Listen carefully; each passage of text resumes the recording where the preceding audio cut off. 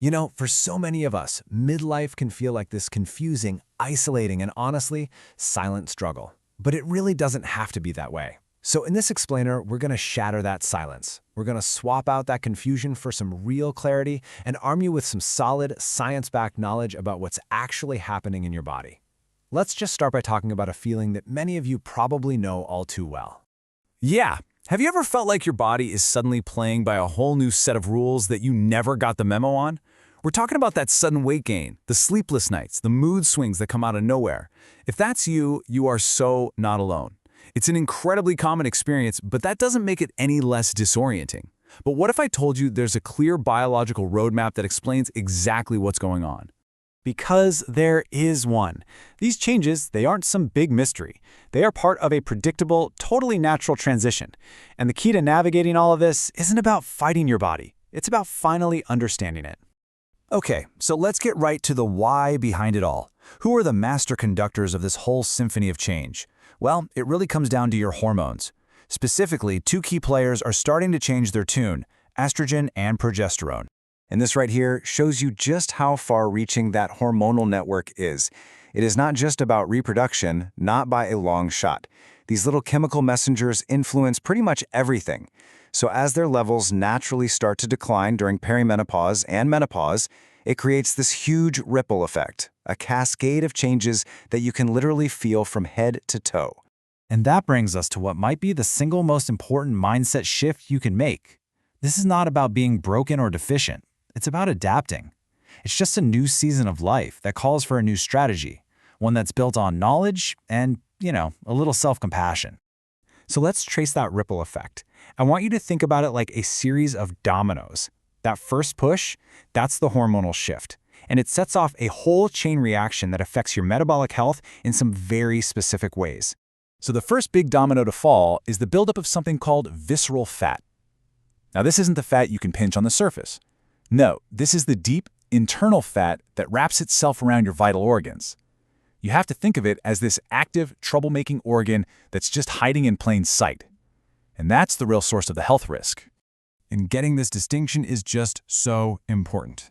Subcutaneous fat, that's the stuff right under your skin. But visceral fat, totally different beast. It's metabolically active in the worst possible way. It's not just sitting there. It's like a little factory, churning out inflammation that can cause some serious problems down the line. So why now? What's going on? Well, as your estrogen levels drop, your body's fat storage patterns literally get rewritten. The tendency to store fat on your hips and thighs goes down, and storage around your abdomen, as that visceral fat, goes way up.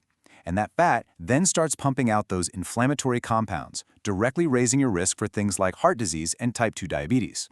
And that leads us directly to the very next domino in the chain, one that's often triggered by that increase in visceral fat and all those hormonal changes we've been talking about: insulin resistance.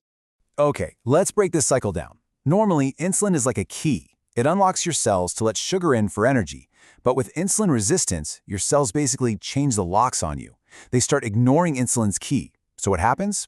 The sugar gets stuck in your bloodstream, which freaks out your pancreas, and it starts pumping out even more insulin to try and force those doors open. It's this vicious cycle that just locks in fat storage, especially right around your midsection. So you've got the hormonal shifts, you've got the visceral fat, you've got insulin resistance, and all of it comes together to fuel something else: a low-grade, simmering fire inside your body. We are talking about chronic inflammation. Now, acute inflammation, like when you get an injury and it swells up, that's good. That's your body healing. But chronic inflammation is different. It's this persistent, body-wide state of emergency that's driven by all these metabolic changes, plus things like stress and the food we eat. And over time, it just damages healthy tissues and really speeds up the aging process. And this quote just nails it. That image of a fire that never goes out perfectly captures the slow, steady, destructive nature of it all. It's a silent, internal process that contributes to pretty much every major chronic disease that we know of. And to make matters worse, this inflammation goes hand in hand with something called oxidative stress. So if inflammation is the fire, think of oxidative stress as the smoke damage happening at a cellular level. It's literally like rust forming on your cells, caused by these unstable molecules that damage them from the inside out, which, again, just accelerates aging. Okay, I know that all sounds pretty intense. Fire, rust, dominoes falling. It can feel really daunting. But here's the most important part of this whole conversation. Understanding this chain reaction isn't about being scared. It's about power. Because once you see how the dominoes are all set up, you know exactly where to put your hand to stop them from falling. And this is the crucial point. You have levers you can pull. You can't stop the hormonal transition from happening, but you can absolutely manage its downstream effects. For example, strength training. It's one of the most powerful things you can do to make your cells listen to insulin again. Filling your plate with foods rich in antioxidants that directly helps put out that internal fire, and actively managing your stress. That sends a signal to your entire system that it's safe to power down the alarm. Now, it's also really critical that we acknowledge that for some women, this whole journey begins much earlier than the average age of 51.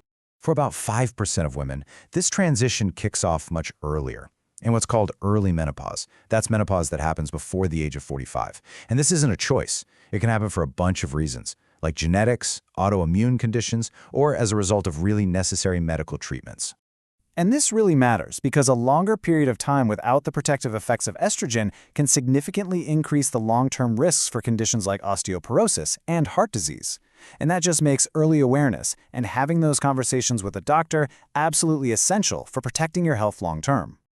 So, the silence is broken.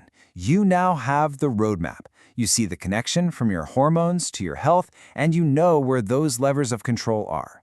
The only real question left is, what comes next for you? What conversations are you going to start? What questions will you ask your doctor? And what's the first choice you're going to make for yourself on your own health journey?